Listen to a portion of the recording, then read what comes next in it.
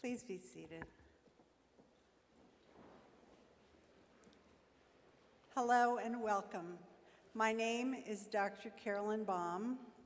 I have the privilege of directing the program in occupational therapy at Washington University. Graduates, it is my very special honor to welcome you and your family and friends. You are the 96th graduating class of the program in occupational therapy here at Washington University. Today, we're going to celebrate the graduation of two students from 2 degree programs, the Master of Science in Occupational Therapy and the Doctor of Occupational Therapy. I speak for the staff and faculty when I say we're proud of your accomplishments and appreciate the experience to have grown with you. I would like the faculty and staff to stand and recognize your accomplishments.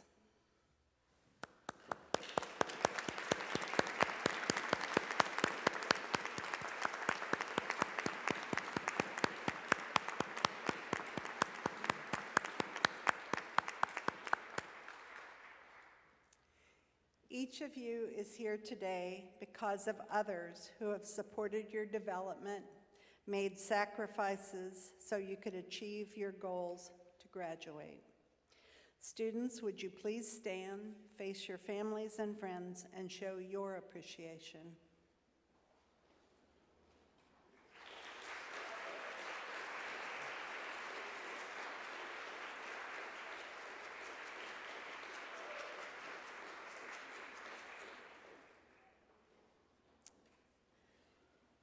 I would like to recognize 2 of our own clinical staff who are graduating today with the Doctor of Occupational Therapy. If Sue Tucker and Carla Walker would please stand.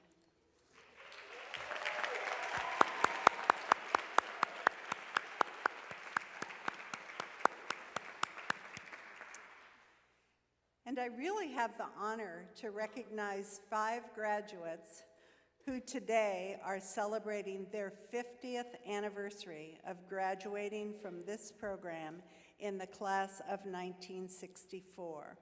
If you would please stand, Susan Gore Ahmad. Turn around and wave when it's your turn.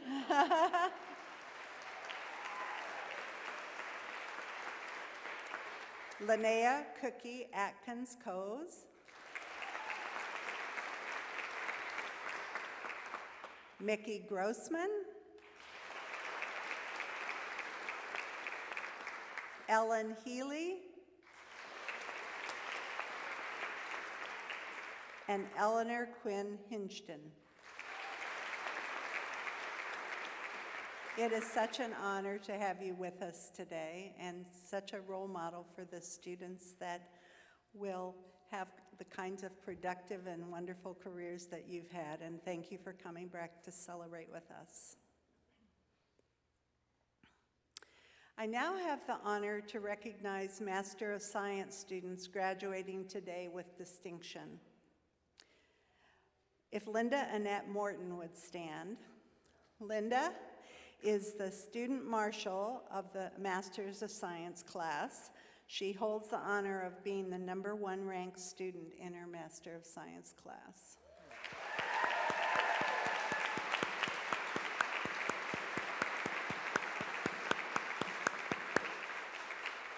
Now, if the Master of Science students graduating with high honors today would please stand, we'd like to recognize you.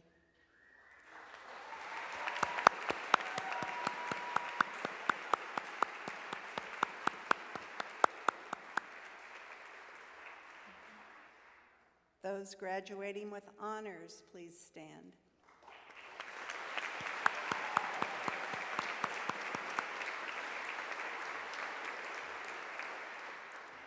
Now the doctoral students graduating with distinction. Anne Marie Kremlinger, please stand.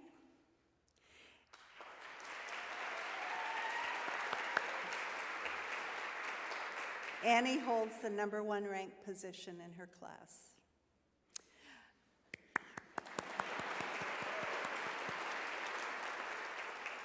Will the doctoral students graduating with high honors please stand?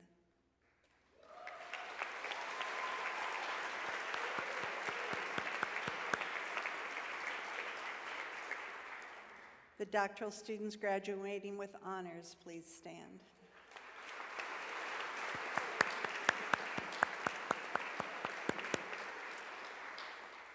You know, this is possible only because we have incredibly exceptional students that are admitted to our program. Some of you parents might not know this, but the 85 students that are admitted to our class are chosen from over 450 to 500 applicants. So they have had distinguished careers in their studies before they come here, and they all have a passion for this field and have really put their knowledge and their efforts behind really becoming exceptional young professionals, and we are very proud of you all.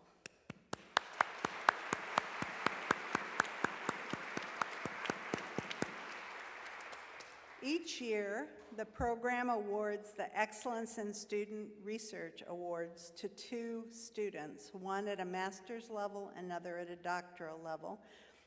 And the criteria for this is their work will enhance practice and that they have developed a research proposal and a paper that is ready for publication. The faculty nominate the students, and a panel of faculty rate their work. And today, we'd like to recognize 2 people. Joy Christine Bender, if you would stand.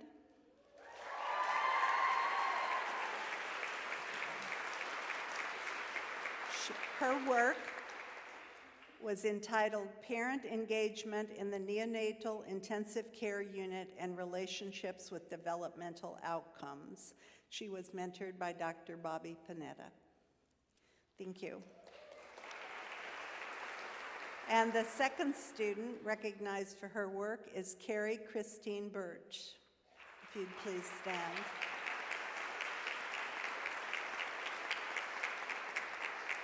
She's being recognized for her paper, Participation in Cognitively Demanding Activities Post-Stroke in Persons with and Without Aphasia. She was mentored by Dr. Lisa Connor.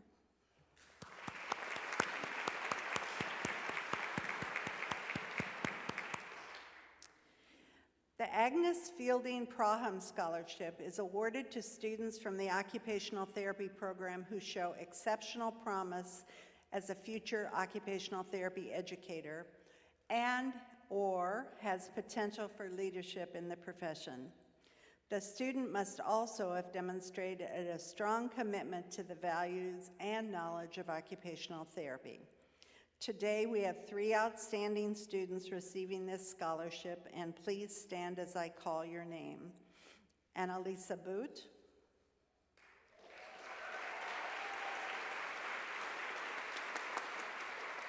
Carrie Birch,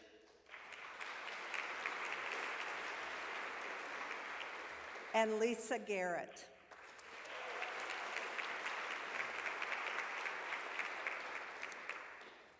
The Pi Theta Epsilon Xi Chapter Fieldwork Scholarship is very unique and wonderful. It was established by the class of 2000, and this scholarship, which goes to recognize young leaders, was actually and is actually funded by the students with monies that they raised through their fundraising efforts. Candidates are rated by criteria established by the member of Pi Theta Epsilon, which is the Honor Society for Occupational Therapy, and there are 8 outstanding students receiving this award today. Please stand as I read your name, and we'll hold our applause till the end. Catherine Emery, Melody Lee, Kelsey Lidke, Molly Murphy, Kimmy Wynn, Alexa Overton, Aoife Shalvey, and Jordan Sharansky.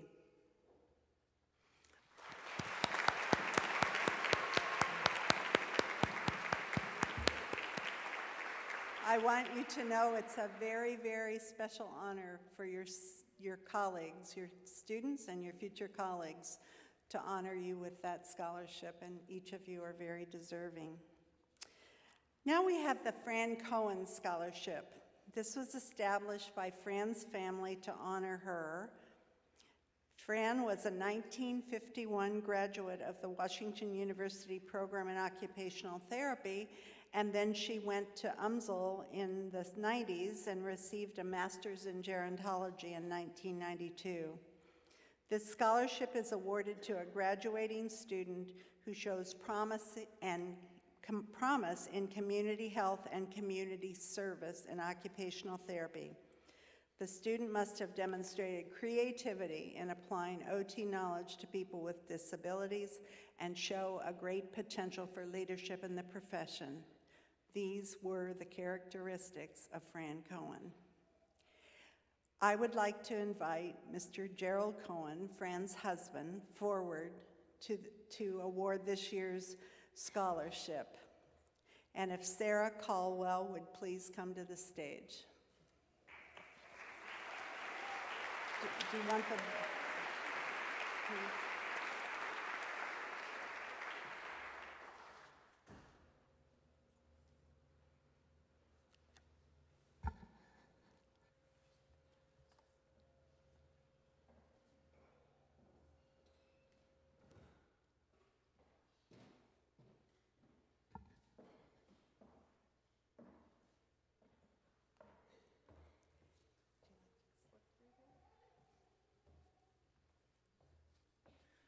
I was Fran's husband for 58 years. She passed away in July of 2012. She's in heaven now, and she won't like it. There's nobody there that needs her help. As Dr. Baum said, she graduated in 1951. There were 8 people in her class, all women. She practiced proudly until shortly before she died. She was innovative, resourceful, energetic, imaginative, and hardworking, a role model for all OTs. I am pleased to present to Sarah McKinney Caldwell, on behalf of Fran Cohen, and I hope you follow in her steps. Thank you. Thank you.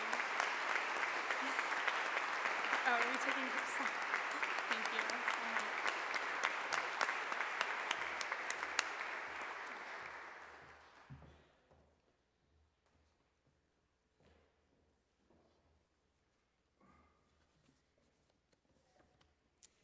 I would like to ask Carrie Christine Birch to come forward to introduce the commencement speaker today.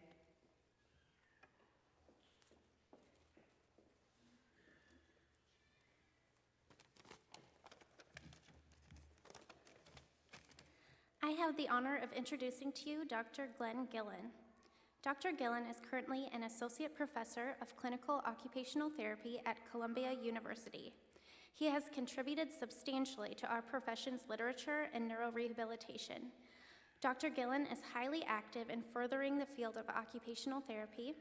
He lectures extensively on the local, state, national, and university level, and has earned a plethora of awards and recognitions, including recently delivering the Eleanor Clark Slagle Lectureship in 2013, in which he emphasized the importance of putting occupation back into occupational therapy. Dr. Gillen, you have accomplished and contributed so much to the field, and it's an honor to have you with us today. So please join me in welcoming Dr. Glenn Gillen.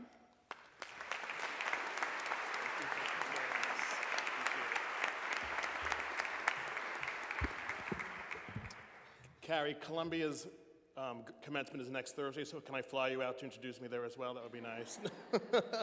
Hello and good afternoon. It is so wonderful to be here with you on this special day. This is the day that you should remember for the rest of your lives. I've always thought to myself that if I could do it all over, I would want Washington University on my resume as my occupational therapy credentials. Be confident that you have been trained by the best of the best, the leaders of our field, the out-of-the-box thinkers, and our profession's leading scientist. Now, that being said, I do not plan on doing it all over again. Now, to the families, friends, and significant others, I congratulate you on having your loved ones return to you.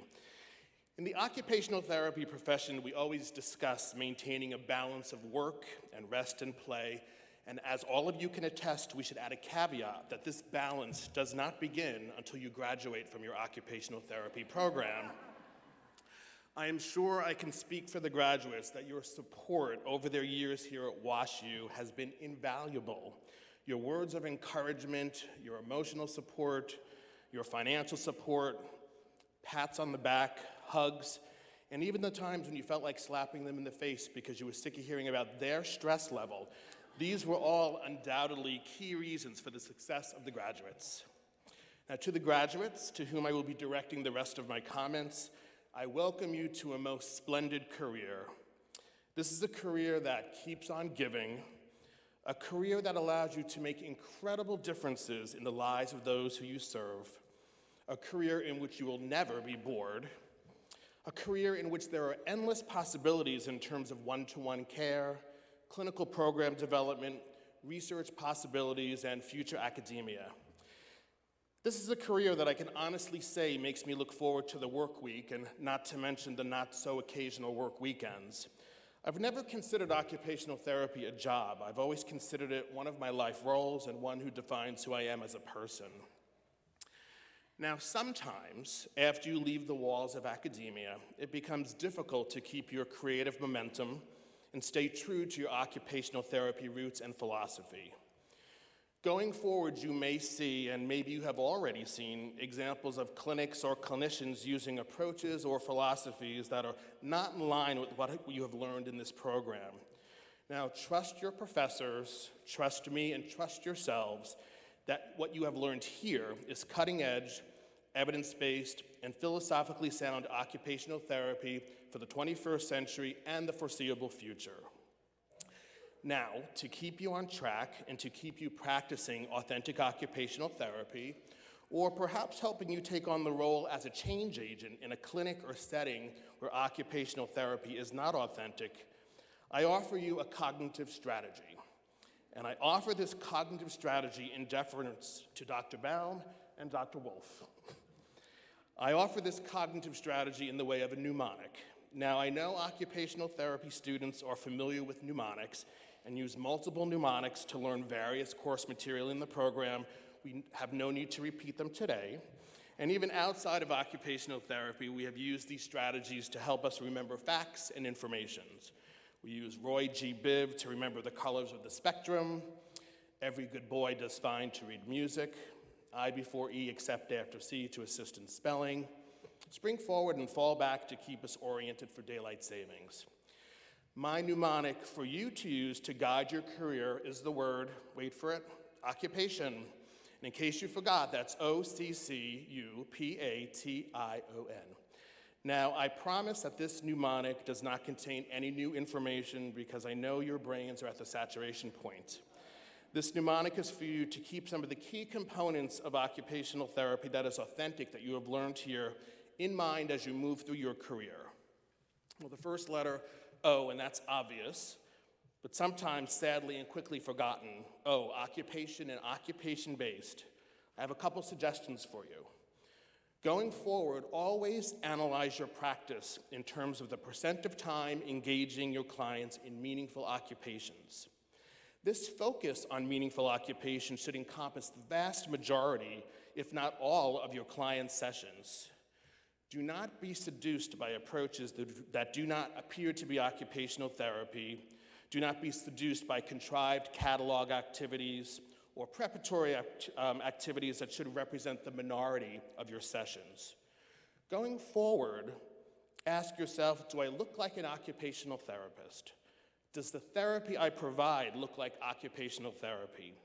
Always remember that we as a profession have generated a large body of research emphasizing the use of real, familiar, and age-appropriate objects and occupations. The next two letters in the mnemonic, CC, client-centered, keep it client-centered. As you know, our clients are all individuals and are all different. They cannot be treated with an approach that lacks individuality. There is no cookbook in occupational therapy.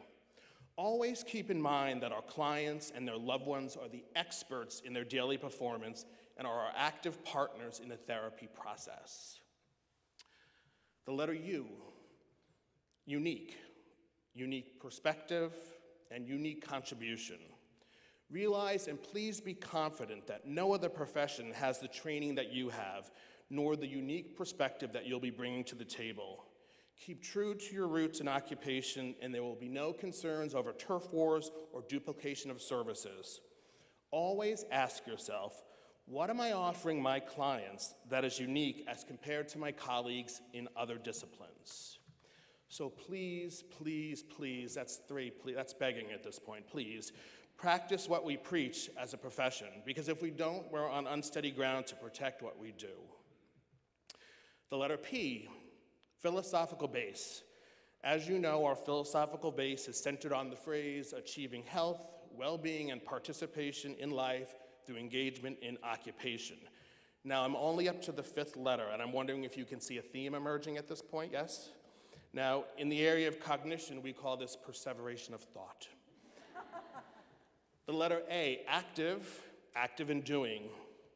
Beyond necessary preparatory activities, don't be tempted by adopting approaches in which our clients are the passive recipients of our services. Since the inception of our profession, our focus has been on doing and practice with our clients. And going back to the letter U, this is traditionally what has made us unique. I always find it odd to walk into an occupational therapy clinic to see our clients sitting or lying on a mat while their limbs and bodies are being manipulated for a full session. This is not occupational therapy, and it has never been traditional occupational therapy. The letter T, theory, and I'll add evidence, theory and evidence. As never before, our philosophical and theoretical approach, the art and the science that is our occupational therapy, is clearly being supported by a variety of scientific methods. These include quantitative methods and qualitative methods, self-report, significant other report, etc. We need to embrace this fact, and we need to integrate this theory and now evidence into practice. The letter I, independence. I was given sage advice by my first clinical supervisor. He told me to always ask myself at the end of each and every treatment session, what can my client do at the end of the session that he or she couldn't do before we started? How did our session contribute to present or future independence? The letter O, outcomes, our occupational therapy outcomes. Simple. Our outcomes as occupational therapies are incredibly clear, and our goals should be incredibly clear. Our outcomes are always engagement or re-engagement in meaningful and necessary occupations, maximizing participation in life. The letter N. So lastly, a list of nevers. Never stop caring, never stop learning, never be satisfied with mediocrity, never stop pushing limits, and this includes both your own limits and your client's perceived limits. Never be bored in your job, never treat your client as a body part as opposed to a person. Now, you know and I know that repetition is critical for learning, so that you can consolidate this mnemonic, a quick review. O, occupation-based. CC, client-centered. U, unique perspective, unique contribution. P, philosophical base, embrace it please. A, keep our clients active and doing. T, integrate theory and evidence into your practice. Independence, it's the lifeblood of our profession. Outcomes and goals, occupation-centered. And remember the nevers. Now, to paraphrase a well-known advertising campaign, graduate school tuition, thousands and thousands of dollars. Textbooks, hundreds to thousands of dollars. A Starbucks macchiato venti, $4.89 per day. and $14.67 per day during midterms and finals. Getting a degree in one of the noblest of professions from one of the top universities in occupational therapy programs in the country, that's priceless. Congratulations to all again, and to the graduates, I welcome you to your new, noble, and well-chosen career. Thank you.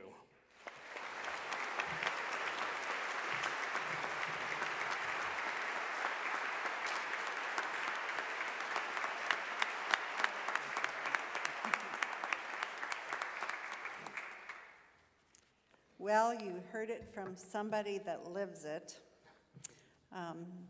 Glenn is one of our really important clinical scholars in the field, in the world. And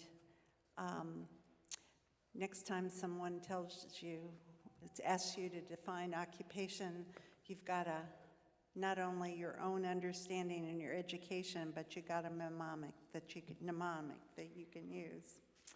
So thank you so much, and thank you for all the compliments about our school.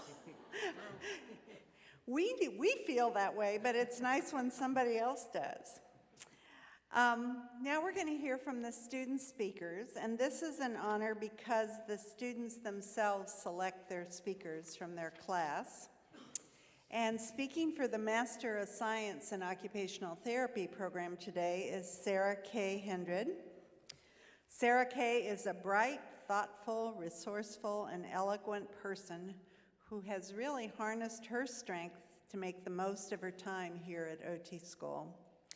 She's contributed not only positively to her classmates' learning, she has been someone who has served the St. Louis community and communities abroad with her knowledge and her energies.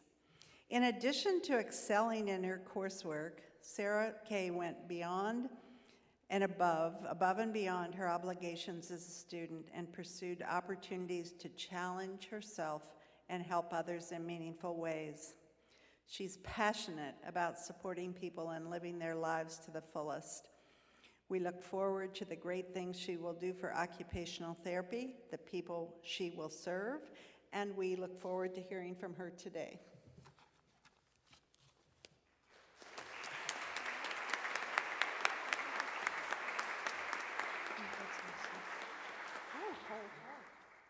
My hands are very cold, so I apologize. All right. I would first and foremost like to thank my fellow orangutans, the MSOT class of 2014, for choosing me to speak on their behalf. I'm honored and greatly humbled to have this opportunity, so thank you so much. As you look around the room at each other, isn't it crazy to think that at one point we were sitting in our healthcare class introducing ourselves for the first time? I remember we found out that quite a few of us had a weird obsession with potatoes. Some people were freaked out by knees. And it was only later that we found out Linda could rap. So it's been a pleasure getting to know you all, and thank you so much for making grad school such a wonderful experience. I also want to congratulate the OTD class of 2014 for their hard work and achievements leading up to today's celebration. And then finally, I want to thank the WashU OT faculty and staff for the time that they dedicated towards developing us into the young professionals that we are today. You all saw the potential we had, and you patiently waited for us to see it in ourselves, so thank you very much. To my peers, I have seen us undergo a great transformation these past 2 years. To think that we all came from various backgrounds, united by a common interest in OT, and have evolved into the next generation of innovators in our field is amazing. It is your hard work that has challenged me to extend myself out of my own comfort zone, as I know many of you have also done. I have been truly inspired by what our class has been able to accomplish in such a short time, and I am constantly amazed each time I hear of the projects, services, and work a classmate has provided outside of the classroom to help others in St. Louis and surrounding communities. But how did we get to this point? Well, you see, we actually come from a legacy of extraordinary innovators. And in the early 1900s, a small group of individuals came together to develop a profession that gave back purpose to those who had lost it and promoted quality of life through the use of occupation. These individuals came from a variety of backgrounds, such as social work and psychiatry, with notable names such as Eleanor C. Slagle, William R. Dutton, and others, to develop the beginnings of occupational therapy. Even though this collaboration occurred nearly a century ago, our professors and other faculty are living proof of this legacy. They too have come from various backgrounds in OT and other professions and are now leaders in their research and practice areas. For example, Carrie Morgan, who will speak today, Dr. Glenn Gillen, and Dr. Carolyn Baum, who have already spoken, they are individuals who have and are continuing to push the boundaries of our field. And friends, it is this legacy that is now being handed down to us to carry on. And trust me, we are more than ready, for it's our ability to rise to the challenge that I think makes our class truly extraordinary. In the past 2 years, we have gone above and beyond to make an impact in the OT field on many levels. Collectively, our service work experiences have spanned multiple countries, including the US, Jericho, Kenya, Vietnam, and Guatemala. Members of our class have presented their research at local and national conferences. Others have lobbied to Missouri state representatives to advocate for the OT profession. Some of us taught job skills to the homeless, worked with children with disabilities, provided personal care, and the list goes on and on. It's very clear that something truly special has happened here, so don't let these connections and achievements end at graduation. I want us all to take this momentum and successfully continue this legacy that has been set before us.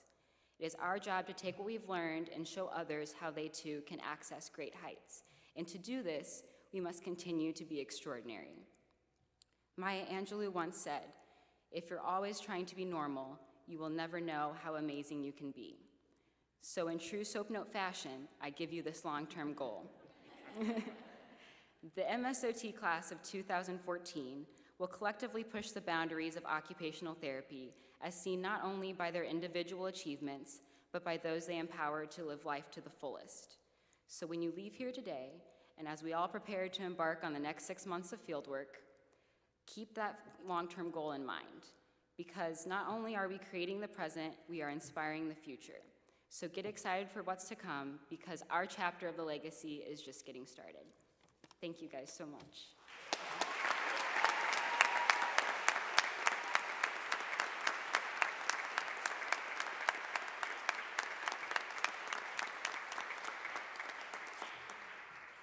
I have no doubt that that future will be something we'll have to hang our hats on our head, because they'll be going so fast. They're so great. Speaking for the Doctor of Occupational Therapy class is Carrie Christine Birch. Carrie was part of occupational therapy long before she started OT school. She's an undergraduate of Washington University, and she was a student in the Psychology, Neuroscience, and Philosophy program when she approached Dr. Lisa Connor's lab to do her capstone project. Quickly, she became interested in OT as a profession. Carrie has always been there to help her fellow students and is challenged to go forward in her career to use her knowledge to impact individuals' abilities to do things that are important to them. Carrie.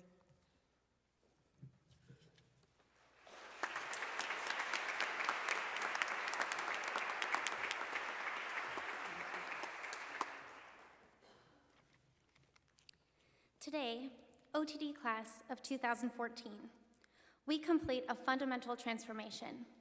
And I'm not just talking caterpillar to butterfly. I'm talking transformers, shifting from little OT wannabe doodads to roaring OT machines. Our journey together began 3 years ago as curious, eager, and basically clueless new OT students. We awkwardly touched or palpated each other in anatomy applications. We struggled to create OT elevator speeches, mostly because we didn't actually know what OT was yet. And we were terrified of Janine. Actually, we're still terrified of Janine. So, second year, we started gaining our stride in Jack's class, and he was right. Grocery shopping really is the most exciting part of the week for a doctorate student. Today, if we haven't learned anything else, at least we can explain what OT is. But now, we get way too excited when people ask us what we're in school for. But this passion has gotten us through our first Fieldwork 2s and has helped us develop our own practice styles. We've turned into innovators. We've implemented OT research projects. We've created models of practice for unreached client populations and developed our own philosophies on teaching and education. But perhaps most importantly, we found in each other encouragement, inspiration, successes, and have formed what will be lifelong friendships. So, my friends, I have a few tidbits of advice for you. First, because OT is concerned with engagement in meaningful occupations, I challenge you to embrace your most valued activities, roles, and relationships. Our class is made up of world travelers, dancers, poets, athletes, master bakers, jokesters, questioners, and the real risk takers, crocheters. So do what makes you come alive, and don't forget to engage in whole task practice. Second, because OT devises positive strategies for everyday living, I urge you to live creatively and constructively. Don't be afraid to be wrong. If you aren't afraid to fail, you will inspire others to stop fearing failure and help clients to achieve things they never thought they could. Third, because OT customizes environments, I ask you to analyze and modify your own surroundings. Put up pictures of loved ones. Wear comfy, stretchy pants. Play music that makes you shake your gluteus maximus. And when you find yourself dropping your bucket down a dry well, I challenge you to devise yourself a piece of assistive technology. Last, because OT maximizes performance potential, I challenge you to do what you love. I care for a woman with Alzheimer's, and when I told her I was writing this speech, she told me that I should say, just go do whatever you want. And you know what? She's right. Go do whatever you want and take OT to the places that you've been dreaming of. Don't doubt yourself. You're a doctor. You are brilliant and competent. Following your dreams is doing the world a favor. OTD class of 2014, you are admirable, exceptional, and like a T-Rex with a reacher, you are unstoppable. You are forever my close friends and soon my colleagues. Congratulations, OTD class of 2014. We did it.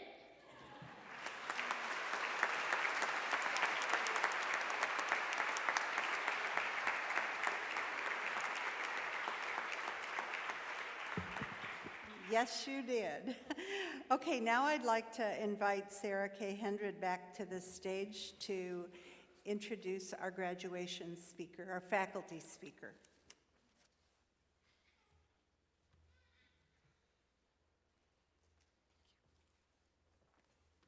All right, I am thrilled to introduce our next speaker, Carrie Morgan. Not only is Carrie a Paralympic athlete and the first woman to be named to the U.S. quad rugby team, but she was my professor this semester in the assistive technology class. And in that class, I was able to firsthand experience her leadership, innovation, and inspiration that makes her excel as an athlete, professor, and friend. So please join me in welcoming Carrie Morgan to the podium.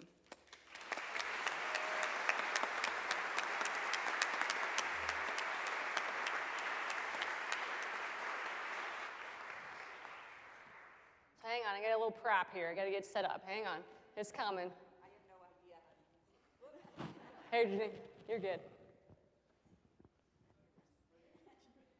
Make sure it doesn't roll off the stage. That'll be a... All right, so we'll get to that in a little bit. So don't look at that. Oh, it's going to roll.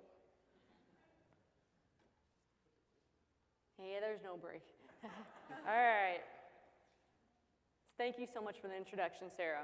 Greetings, faculty behind me and all around, staff, family, friends, and most importantly, occupational therapy graduates. I'm truly honored to represent the faculty today. During your stay at the OT program, I've had many roles. I've been your teacher, I've been a student myself pursuing a PhD, and I've been an athlete. You've been fortunate enough to see all sides of this. As I was preparing for my own tests and collecting data for my dissertation, I was probably giving you some lectures and some tests. And I probably pulled my best April Fool's joke I think I've ever pulled, otherwise known as a fake pop quiz. Master students, you know what I'm talking about. You also observed me in full training mode as I prepared for and competed in the London Paralympic Games in September 2012, where I won 2 medals as a member of the U.S. track team. You as a graduating class supported me in more ways than you know by your words of encouragement in the hallways, your emails, many of your loud cheers from the auditorium on race day, and a couple of you even made the journey to London for my races. Thank you, Sue Tucker and Carla Walker. But today we're here to celebrate a race of your own, a race that began with acceptance to the program, learning OT assessments, dissecting cadavers. Midway through your race, you began working in CBL or PBL groups, learning occupational therapy interventions, and ending with representing your own work at Scholarship Today. And today, finally, the finish line, graduation. Like any good competitor, when you finish one race, it's always good to stop, reflect, and learn. When I reflect back on my races, there's one that stands out the most. It was my 100-meter race in London. The day before the race, I woke up with a fever. I felt okay on race day, just a bit drained. I went into the race knowing that I was going to have to get amped up before the race. Unfortunately, I got so amped up, so hyped up, that when the gun finally went off, I came off the start line crooked, which in 100 meters is not a good start. At one point, I remember being last, which is not something I'm used to. That was about at the 30-meter mark. To me, the race was in slow motion. I remember clearly having a serious conversation with myself at that point. It kind of went something like this. You know you're in last place right now, right? You're never in last place. What are you doing? Is this what you work so hard for? Is this where you want to finish? Well, then what are you going to do about it? Because you better hurry up and do it. From that point on, all I remember is my arms moving faster than I've ever moved them in my entire life. That race was a combination of the worst first 50 meters I've ever pushed, plus the best last 50 meters that I ever pushed, which equaled a bronze medal. But that experience meant more than a medal to me. It meant that I did not give up. Things did not go as planned, but I was able to perform even though things were not perfect. I was not 100% that day, but I gave 100% of what I had. Each of you are about to start a new race, a field work, an apprenticeship, a first OT job, or possibly a new direction in your career. Things may not always go the way you plan. You might get a tough CI, you might get a challenging client, you might get a stressful job. I challenge each of you in these moments to give 100% of what you have at each moment. Now, embarking on a journey or a race takes people and support. Track is what people refer to as an individual sport, not a team sport. I'll tell you, it can be a very lonely place on the starting line. However, I have an entire team of support that helps make it possible for me to pursue my goals. My family and friends who support me, my coach who challenges me, my colleagues, boss, and mentor who, thank goodness, value the competitor in me and support my efforts. But honestly, it's the little things that mean the most. For example, my mom, way before I started winning medals, would tell me how proud she was that I pursue my goals. I don't remember exactly when, but somehow this turned into her signing all of her cards to me at Valentine's Day or Easter or whatever, birthday. She always signs them, "Love, proud mom." She, even to this day, when she leaves me a message, every time she leaves me a message, she says, "Hey, Carrie, this is your proud mom." Like I don't know who it is calling me, but it's the things like this that keep me going. I want you to think about the things that keep you going. In a few minutes, you'll stand up on the stage. When you are up here, remember the team that has helped you reach your finish line. Make sure that you take time out to acknowledge these supports, as they are an important part of being successful in reaching your goals. One final tool that has helped me to reach my racing goals is my race chair, hence the prompt up here. After all, what kind of assistive technology teacher would I be if I did not bring some sort of assistive technology device with me today? So for those of you who cannot see it very well, this is a wheelchair made for racing on a rotor track. So it's essentially like my running shoes. If I'm going to go for a run, I slip into this chair right here. What you probably see is a chair that has 3 wheels, is very long, and aerodynamic. However, what I see when I look at my race chair is a symbol of freedom and independence. This chair has helped me reach speeds I could not otherwise reach. It has brought me places physically, mentally, and geographically that I thought I would never go. I brought my race chair today as a symbol of the impact that occupational therapists can have on people's lives. We, as OTs, unlike any other profession, have a unique opportunity to engage people in their lives, in their occupations, to encourage participation in their major life activities. Everyone you're going to work with is going to have some sort of race chair that is something that helps them achieve a goal they never thought was possible. They just might not know what it is. That's your job. It's your opportunity as an occupational therapy to find it. I challenge each of you to find your clients' race chairs. On behalf of the faculty and TWIX, She requested the day off today, so she's kind of put in her time this week. So I'd like to congratulate you for making it to the finish line. I hope you take time and reflect on the race that you have just completed. Personally, after a race, I like to do this over beer, pizza, and ice cream.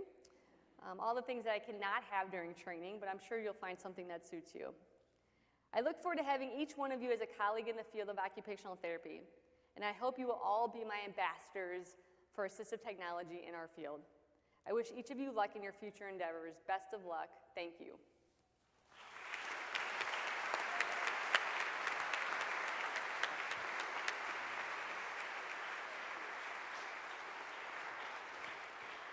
Take it back. Carrie's a very frequent chosen for a faculty presentation, and you can see why. And when I said to her, because she did this last year and it was exquisite, she said, well, I had to dig deep for this one. Thank you for digging.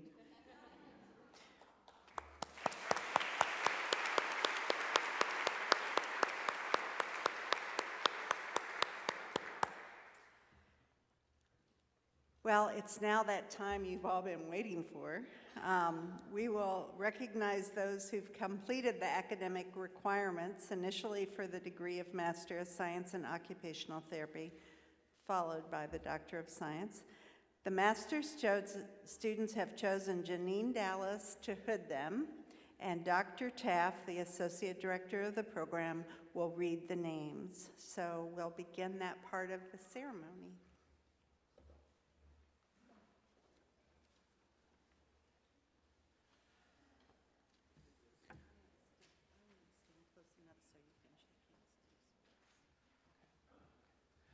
Good afternoon, as I get too close to the mic. Family and friends, thank you for celebrating with us on this beautiful day. Graduates, colleagues, it is my distinct honor and pleasure to bring you up on this stage for awarding of diplomas and hoods. Quick 10-second story, because I know you're all chomping at the bit, but last night our youngest, Ryan, says, "What are you doing tomorrow, Dad?" And I says, "Well, it's graduation, it's commencement." And he goes, "Are all those people going to be just like you?" Spoken like a true 9-year-old. And I said, "Yeah, but better." And I mean that. Congratulations. You ready? Let's begin.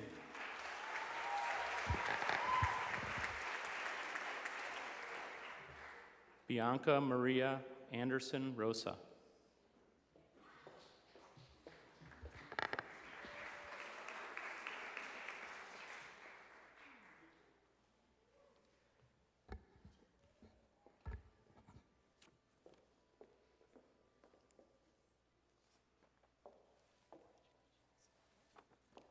Joy Christine Bender.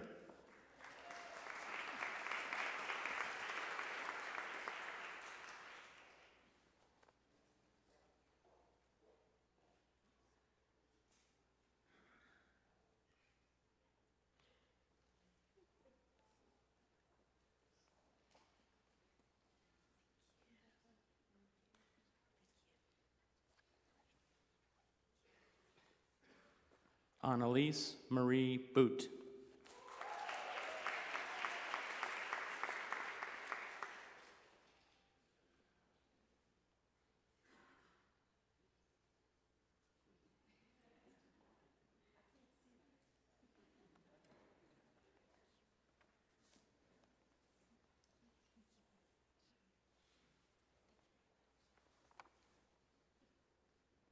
Jim Bryan.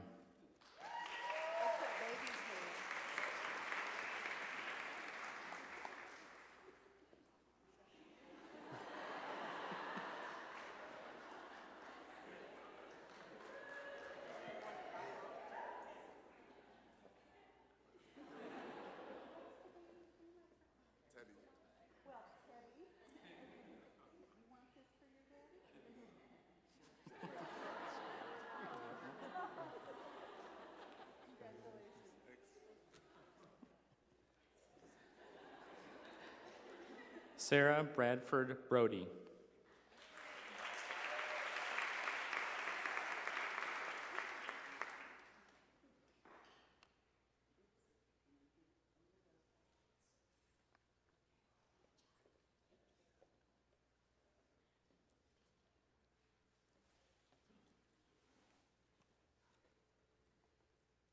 Carrie Jo Brower.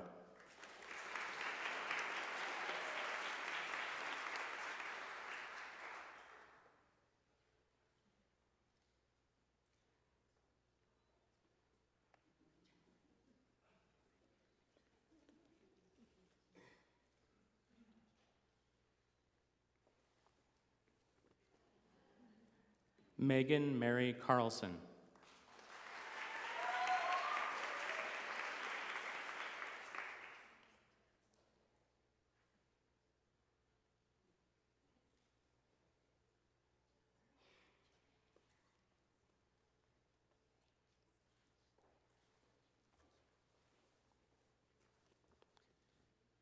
Sarah McKinney Colwell.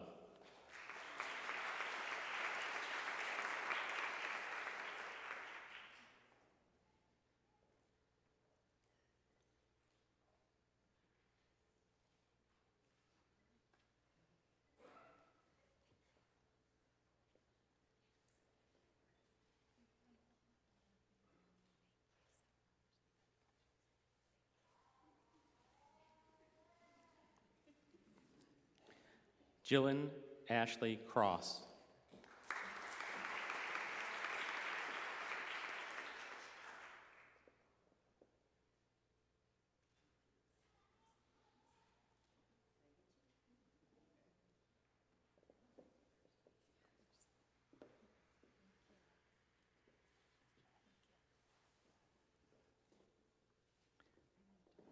Jenna Renee Crowder.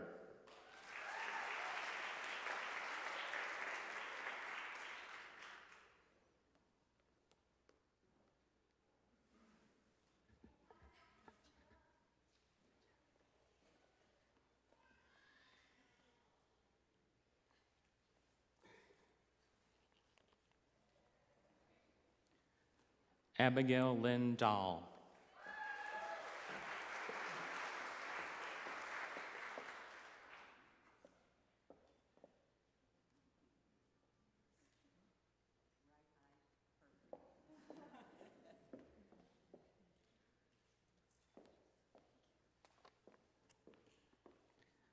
Catherine Dmitriev.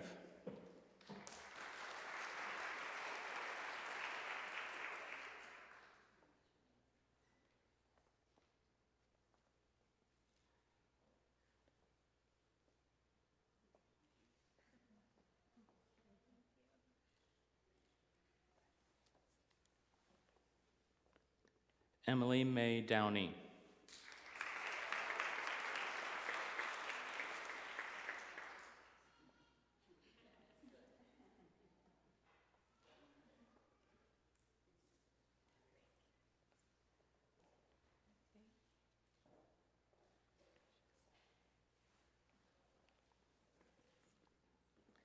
Tanya Isho.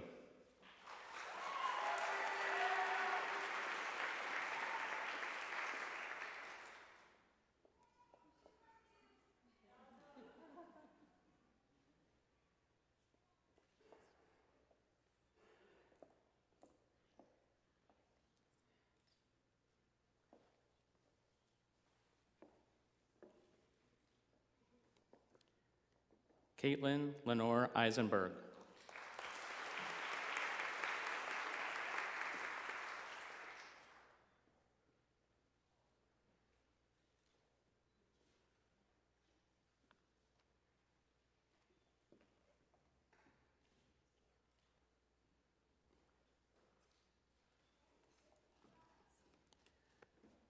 Elizabeth Kathleen Eklund.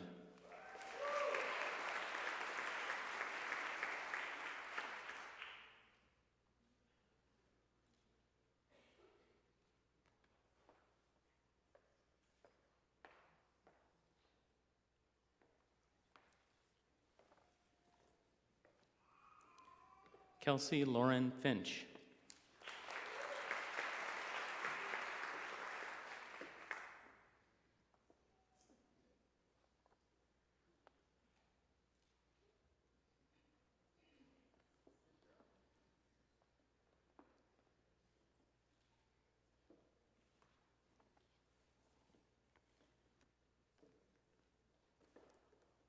Krista Nicole Fox.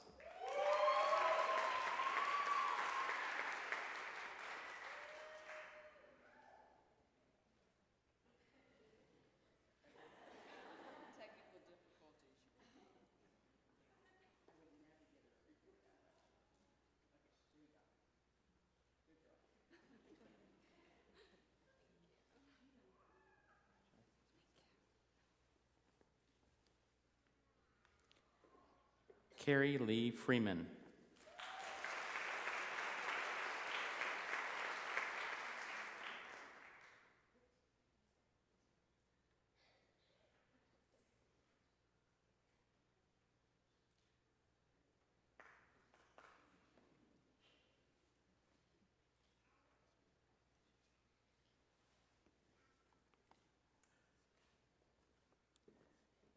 Caitlin Lene Fuller.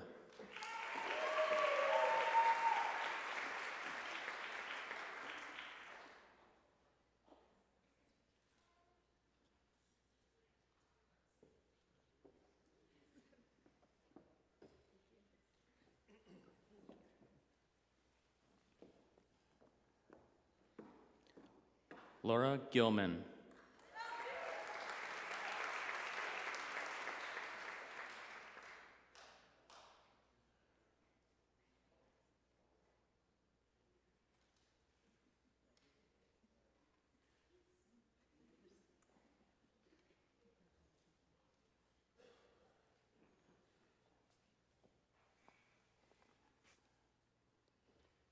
Sarah K. Hendred.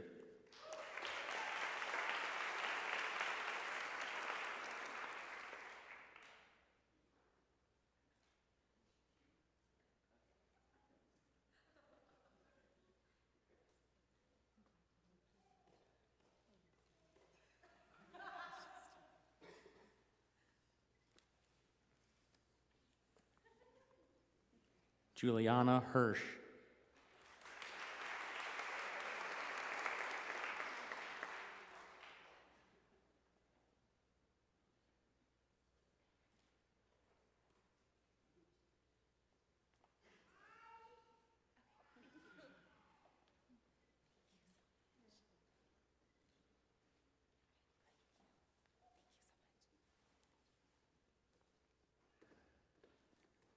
Lindsay Michelle Hipp.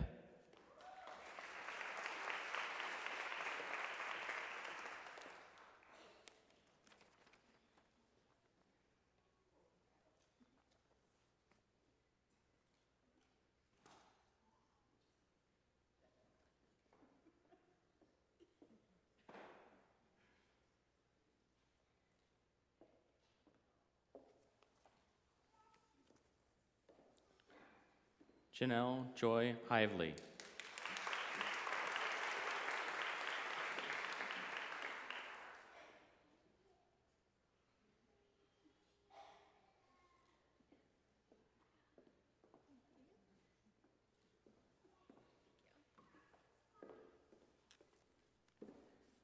Jeannie Elizabeth Horvath.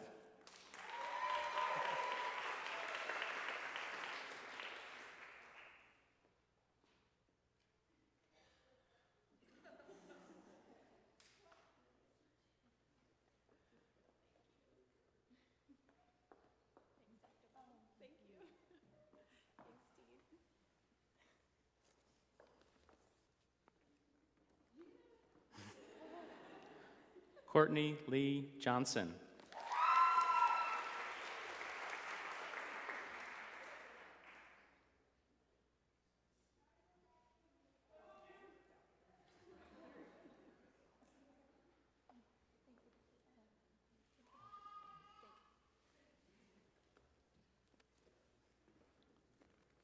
Anita Kung.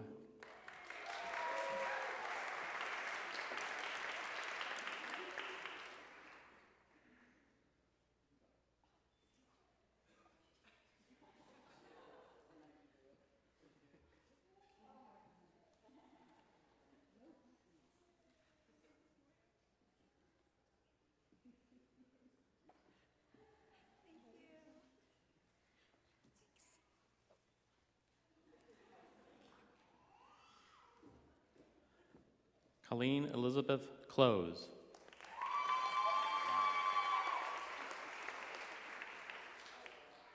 Klaus.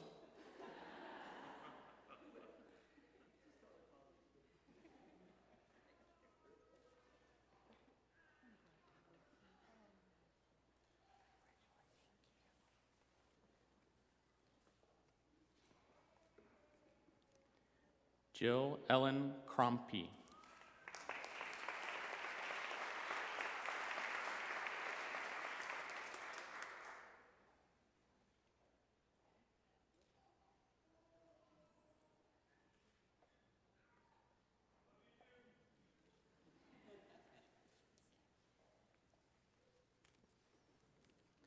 Annika Lammert, Marie Lammert, sorry.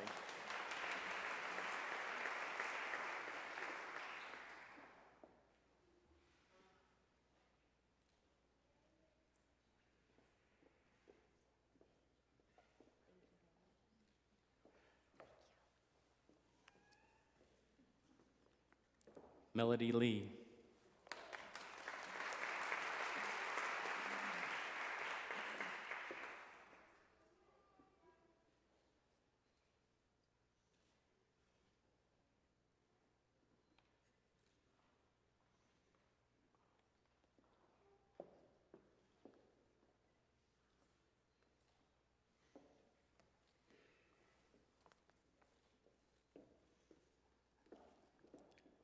Shaman Loy.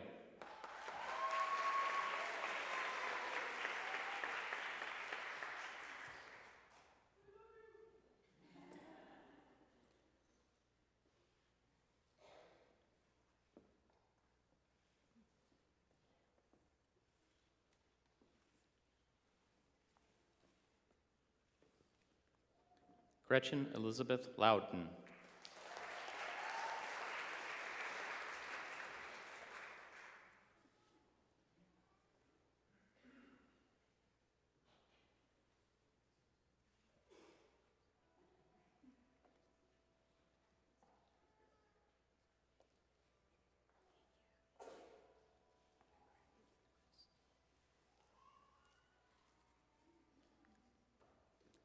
Kelsey Lynn Lidke.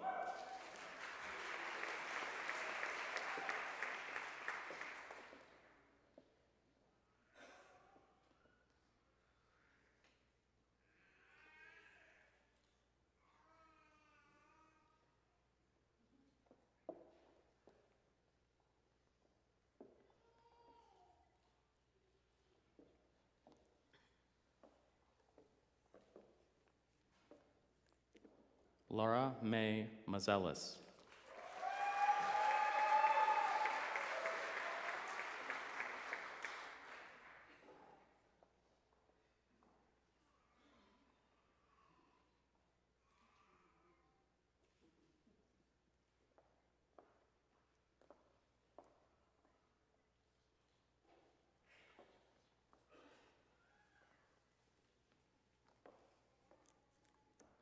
Kelsey Marie Melcher.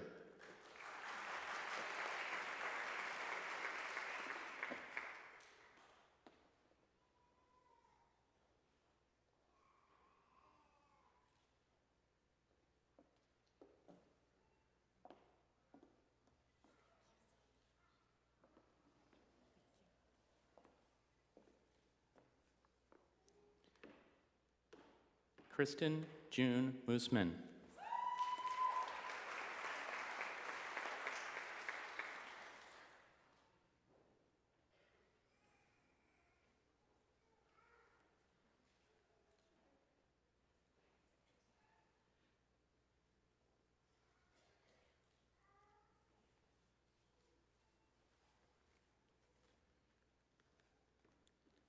Linda Annette Morton.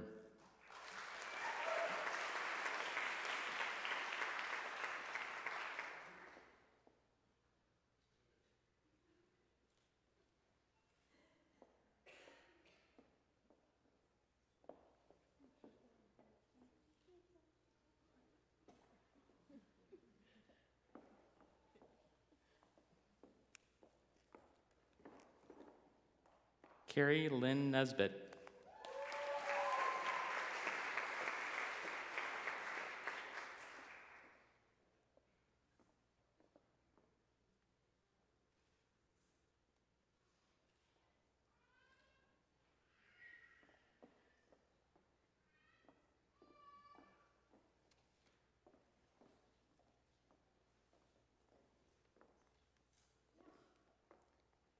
Kimmy Wynn.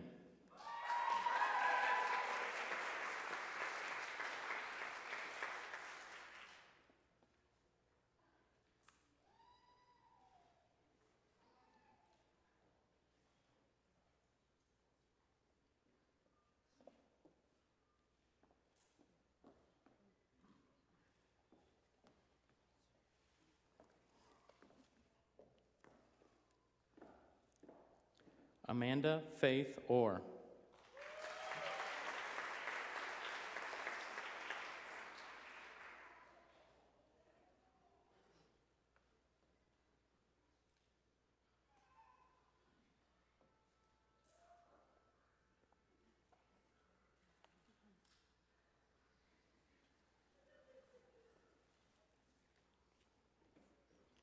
Alexia Overton.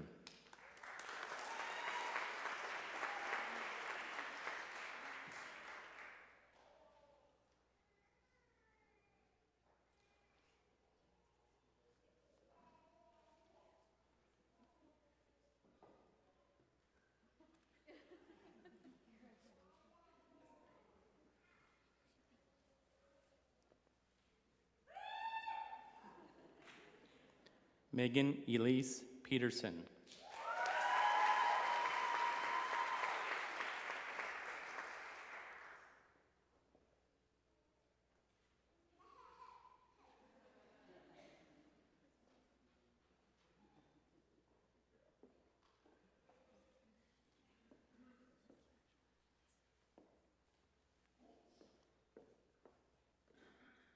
Carolyn Renee Pluta.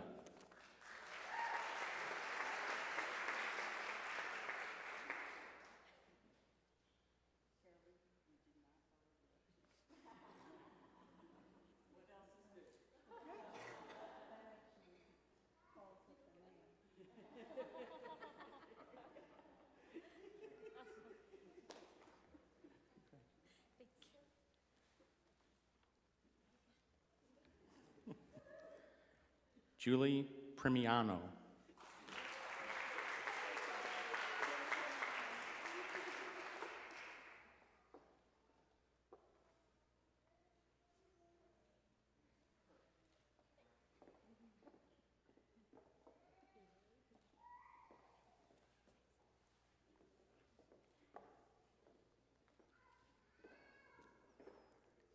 Megan Elizabeth Redshaw.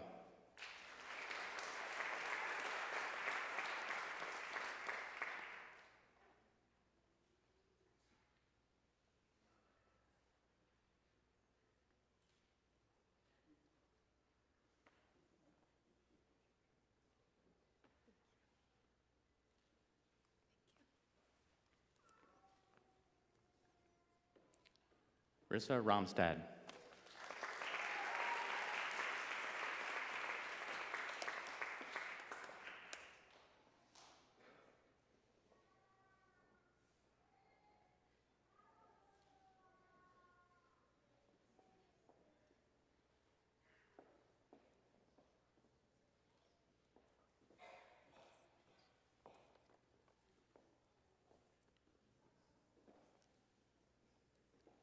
Megan Rose.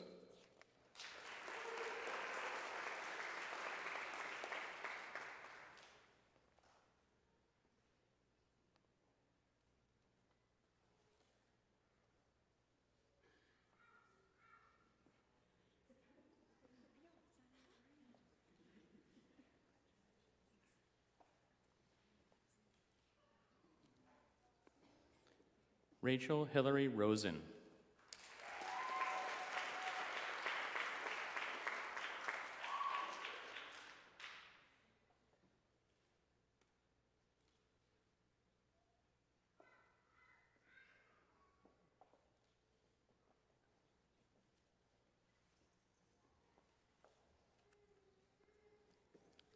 Victoria Lee Sabatini.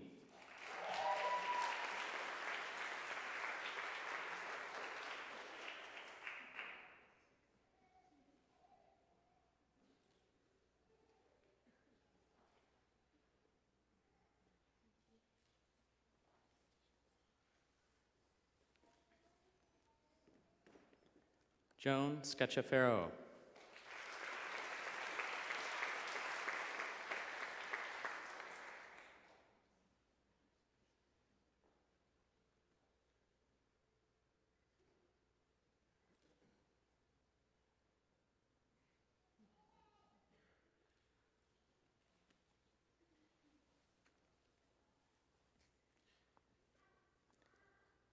Claire Mary Schuler.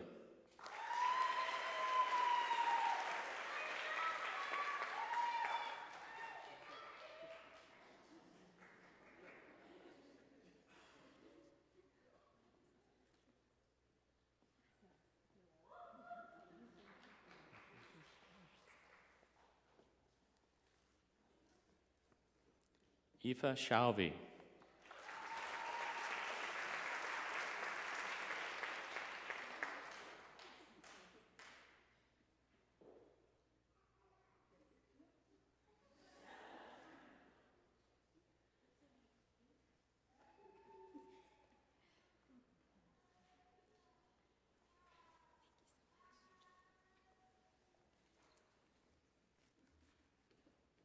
Jordan Michael Skoronsky.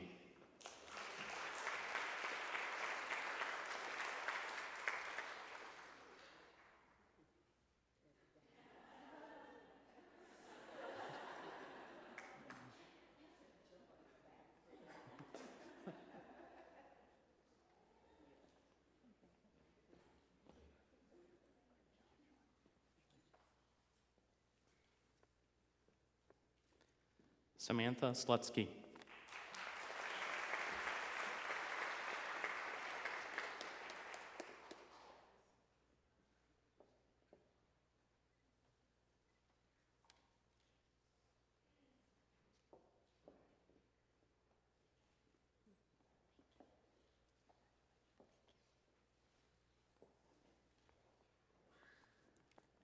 Ashley Elizabeth Samrati.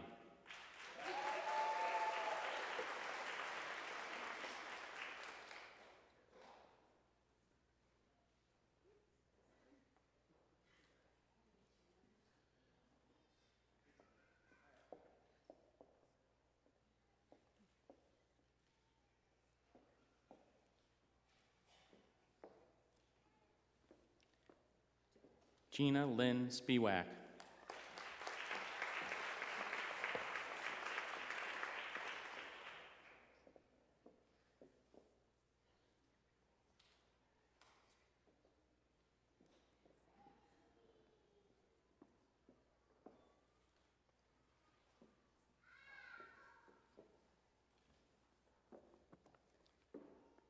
Sarah Sputh.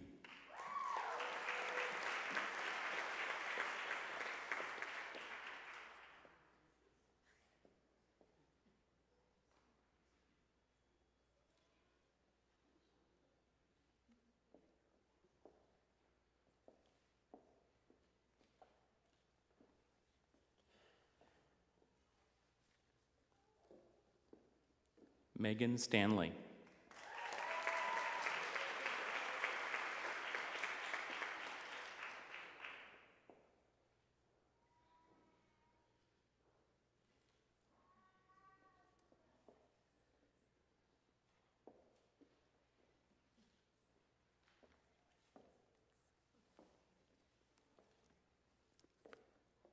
Allison Louise Stoddard.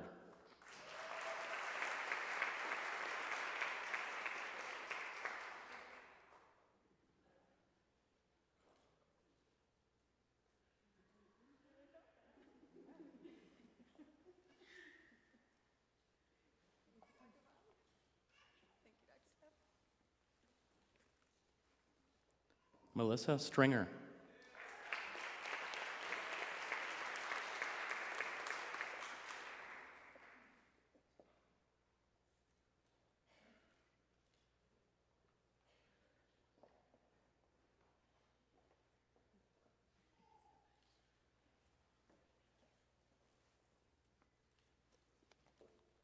Jamie Lee Tate.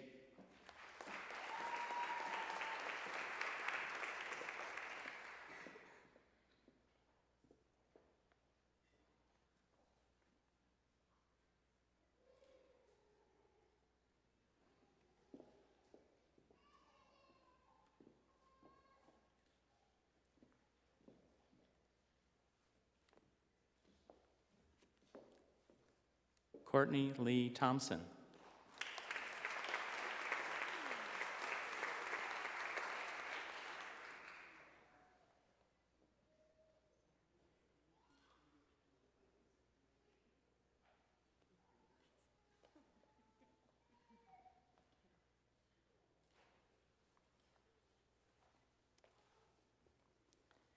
Danny Lewis Tonti.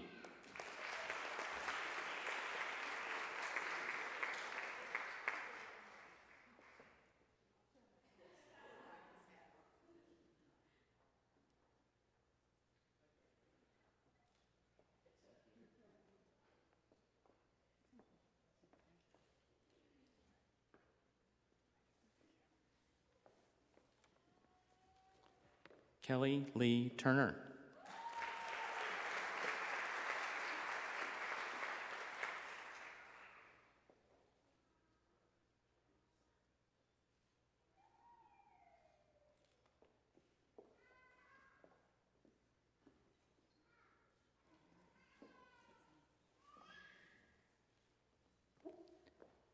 Danielle Marie Watkewitz.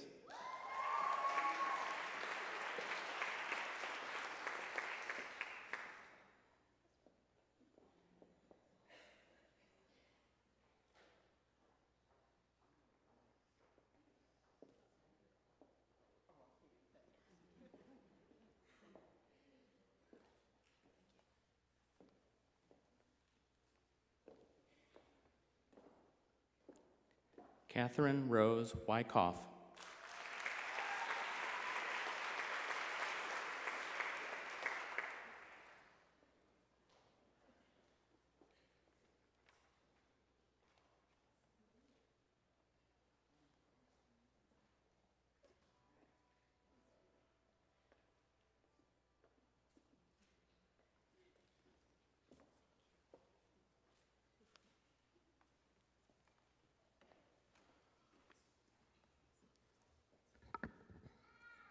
Congratulations.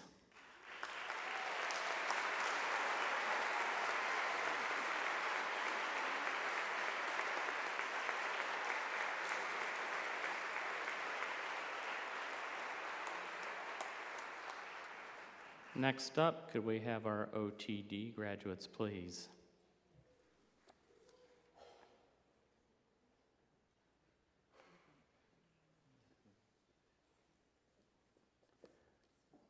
Our OTD graduates will be hooded by their mentors. I'll be reading the mentor's name after the graduate's name.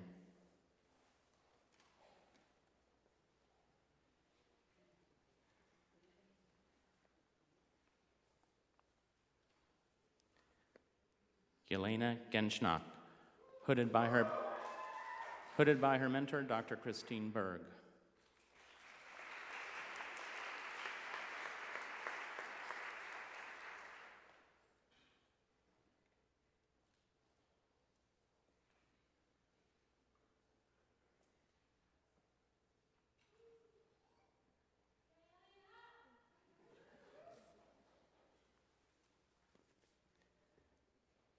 Anne Marie Kramlinger. Also being hooded by Dr. Christine Berg.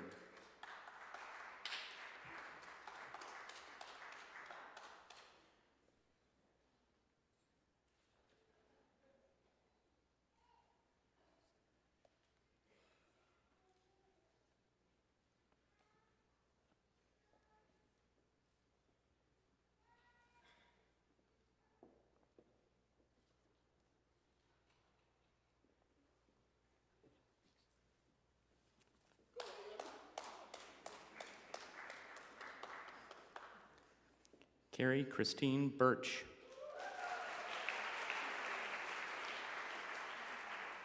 Carrie is being hooded by her mentor, Dr. Lisa Connor.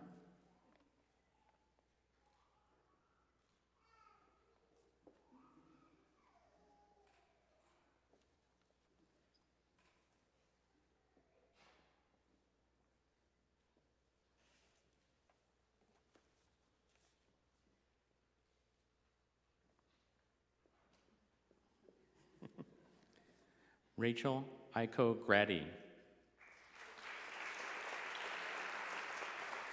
Rachel is also being hooded by Dr. Connor.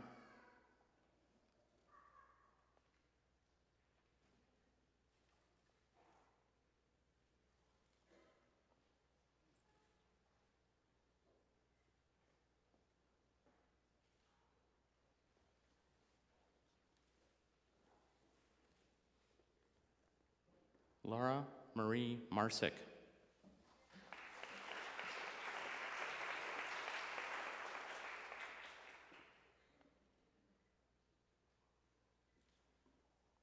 Also hooded by Dr. Connor.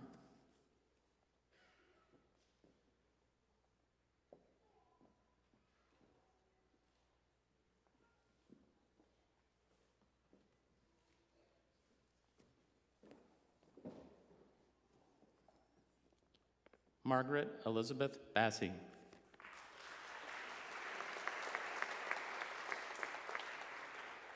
Margaret is being hooded by her mentor, Dr. Jack Ingsberg.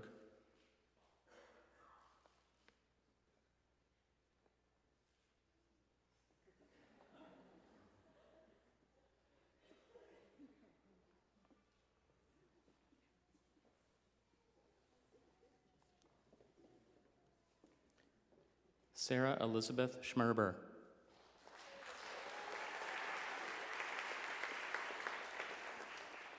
Sarah is being hooded by her mentor, Dr. Aaron Foster.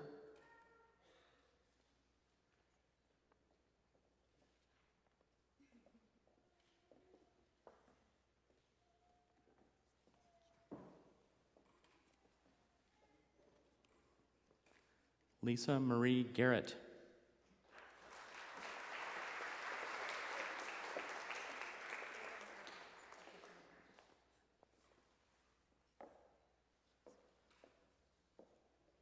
Lisa will be hooded by her mentor, Dr. David Gray.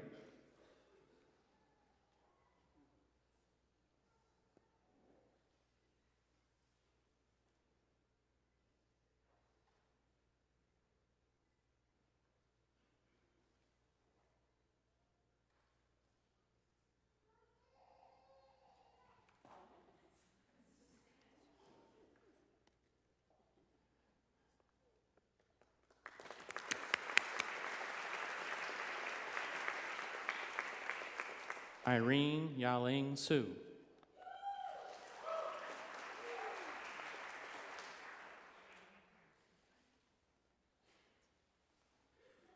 Irene will be hooded by Dr. David Gray.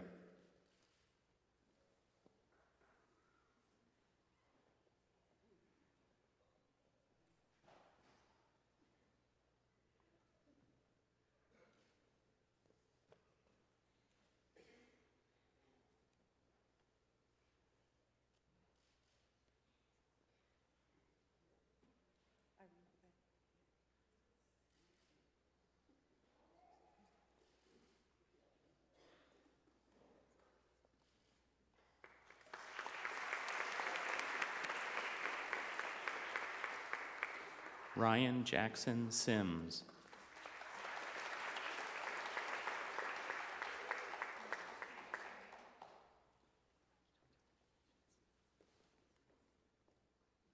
Ryan will also be hooded by Dr. Gray.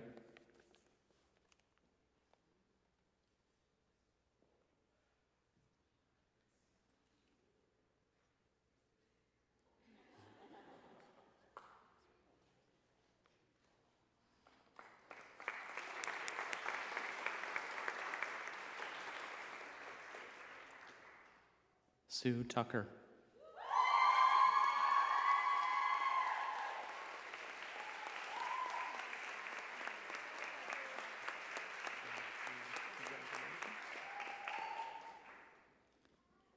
Sue also will be hooded by Dr. Gray.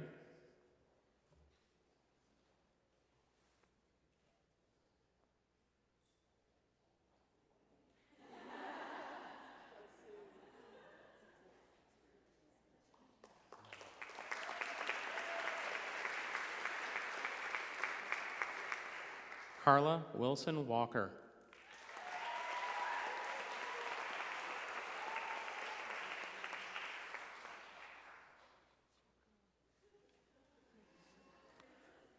Carla also will be hooded by Dr. Gray.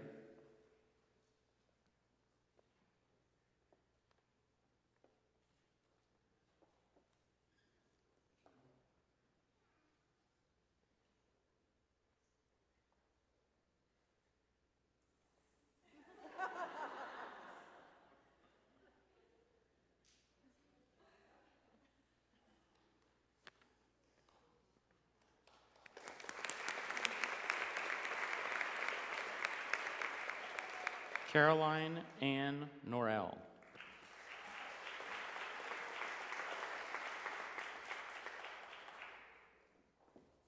Caroline's being hooded by Dr. Meredith Gronsky, her mentor.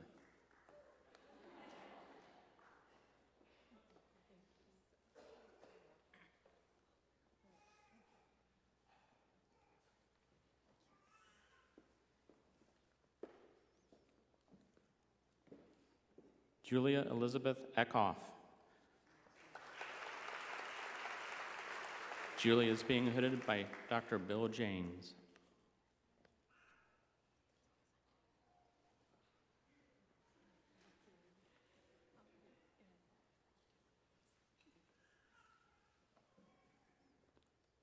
Kristen Lee Tam.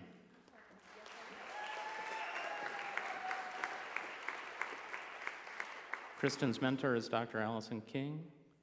Dr. Baum is doing the honors.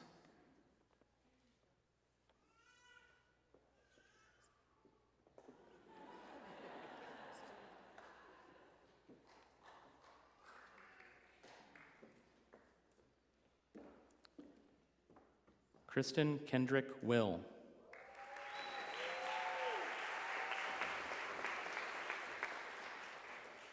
Kristen is being hooded by Dr. Carrie Morgan.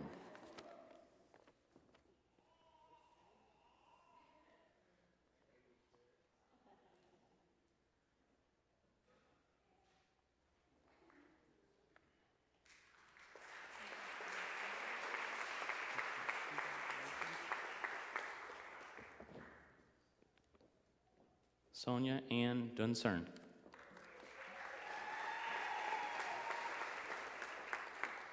Sonia is being hooded by Dr. Bobby Panetta.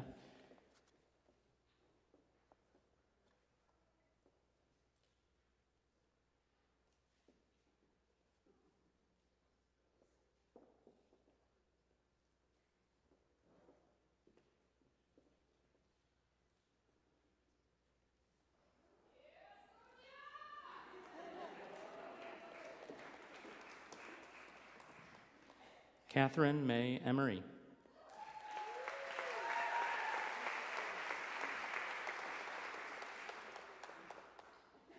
Catherine is being hooded by Dr. Tim Shirtliff.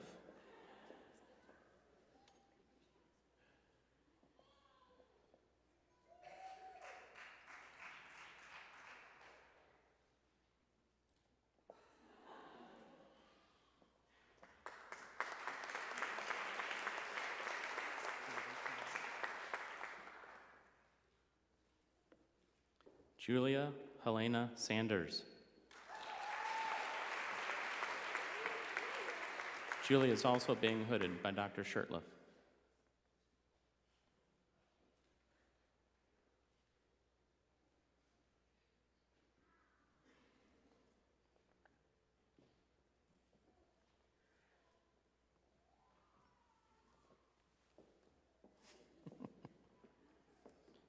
Rachel Michelle Baum.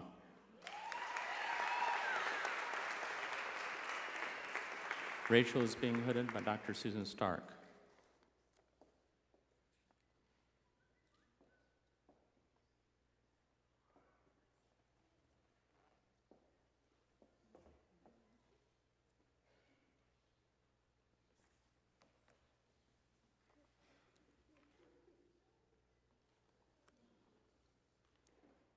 Margaret Catherine Glassman.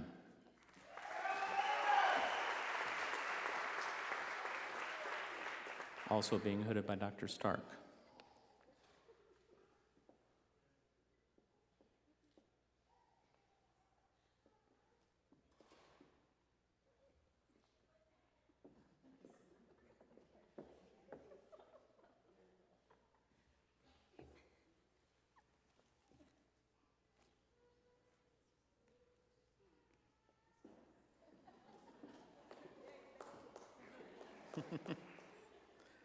Molly Murphy.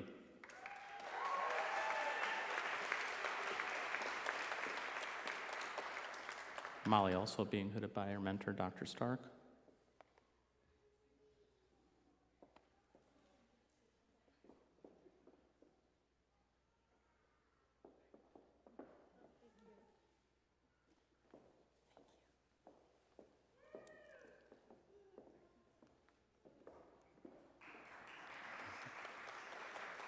Anjali Nigam.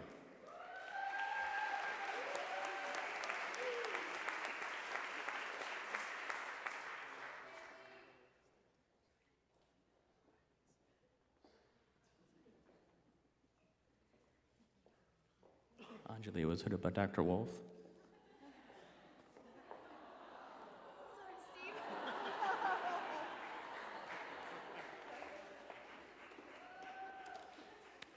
Congratulations.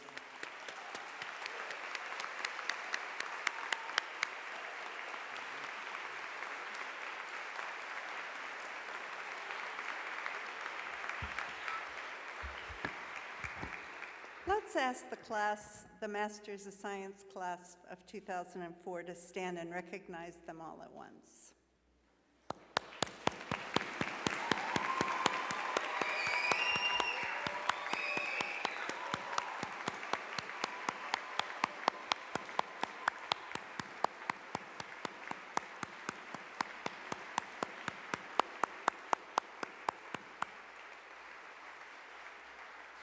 Thank you. Now the Doctor in Occupational Therapy, class of 2014.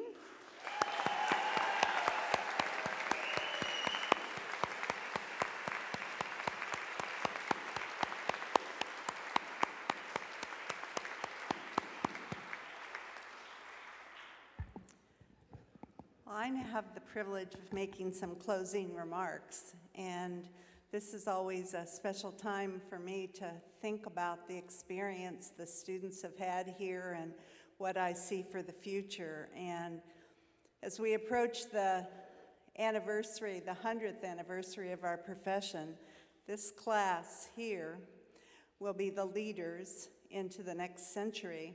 In fact, as we look at our leaders from 1964, they were really the leaders of the third generation of our profession. And today you sit here as the leaders of the fifth. And it will be up to you to take this knowledge and really move it into a new system of care and into new opportunities to help people live lives, and we are very grateful for that, particularly those of us that are going to need you. So, we know you're going to be leaders, and as you are graduating, we know that society has a lot of problems that you're going to solve. We have the largest population of elders in history. We have more and more children with special needs who transition to adult and independent roles. We have many workers who have been injured, and even more older workers who want to stay active and productive. Really, there are more than 50 million people in the United States alone that have disabilities, and millions of individuals with persistent mental illness, all who want quality in their lives and the opportunity to participate in families, community, and society. You, the class of 2014, have the knowledge and skills to make a difference in their lives. As you start your professional careers, don't ever forget what it means to you to be able to do the things you need and want to do. Everyone you will serve is counting on your help for them to lead meaningful and productive lives. And helping others achieve their goals at the same time improve their health will be the greatest contribution you will make. You know, I have the ability to see the future. You also know that your faculty and I have been very active in building the future, and we really are counting on you to join us. But as I look out at you today, I see the strength of your commitment to your profession, to yourselves, to your families, and to those you will serve.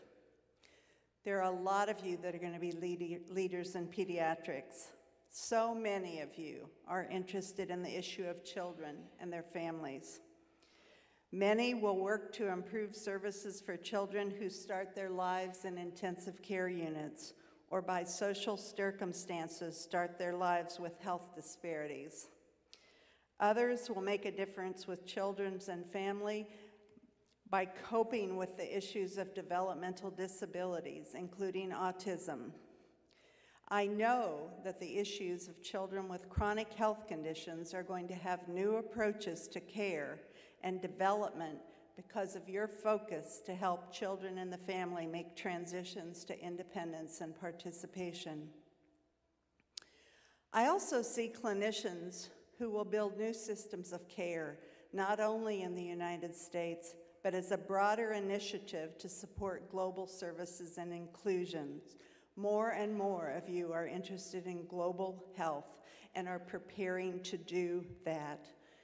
Many of you will challenge existing models of care and build community services for those with mental and physical problems that restrict their access to services that also will allow them to work and to remove barriers that limit their potential for participation in health.